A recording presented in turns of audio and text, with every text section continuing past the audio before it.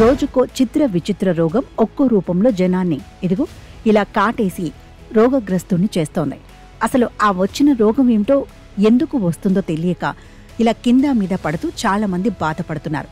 ఇంతకీ అసలు విశేషంలోకి వద్దాం. కొంపతీసే కొన్నాళ్లుగా ఇలా మీరు దీర్ఘకాలంగా జ్వరంతో బాధపడుతున్నారా? సాధారణ ఫీవర్ లక్షణాలున్నాయా? దగ్గు, ఆయాసం తరచుగా వస్తుందా? అయితే మీరు కొత్త రకం బ్యాక్టీరియా బారిన పడినట్లే అంటున్నారు వైద్యులు. మెలియాయిడోసిస్ జ్వర బాధితుల సంఖ్య పెరుగుతున్నట్లు వైద్యులు చెబుతున్నారు.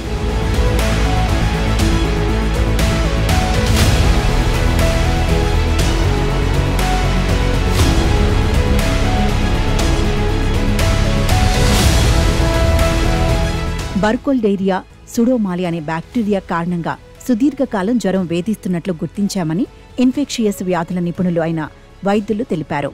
మెలియాయిడోసిస్ బ్యాక్టీరియా అనేది ఒక సాధారణమైన బ్యాక్టీరియా అని, అయితే ప్రాథమిక స్థాయిలో గుర్తించి యాంటీబయాటిక్స్ వాడితే సరిపోతుందని డాక్టర్లు తెలిపారు.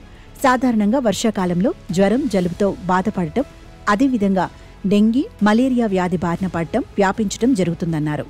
అయితే మలేరియా, డెంగీ లేకపోయినా జ్వరం తగ్గకపోవడంతో పాటు ప్రాణాంతకంగా మారడంతో అనుమానం వచ్చి కల్చర్ చేయించడంతో మెలియాయిడోసిస్ బయటపడుతున్నట్లు తేలిందన్నారు. ఈ మధ్య కాలంలో 4 రోగులు ఈ బ్యాక్టీరియా బారిన పడినట్లు ఇన్ఫెక్షియస్ వ్యాధుల నిపుణుడైన కళ్యాణ చక్రవర్తి చెప్పారు.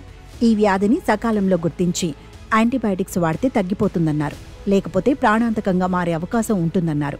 తేమగా ఉన్న నేలల్లో ఈ బ్యాక్టీరియా ఎక్కువగా ఉంటుందని, చెప్పులు లేకుండా తిరిగే వాళ్లకి ఈ బ్యాక్టీరియా వ్యాపించే అవకాశం ఉంటుందన్నారు. వర్షాకాలంలో తగు జాగ్రత్తలు తీసుకుంటే ఈ బ్యాక్టీరియా బారిన పడకుండా ఉండే అవకాశం ఉందన్నారు. కాబట్టి సీజనల్గా తీసుకోవాల్సిన జాగ్రత్తలు తీసుకుని చెప్పులు ధరించి ఈ కాలంలో నడవటం చాలా మంచిది.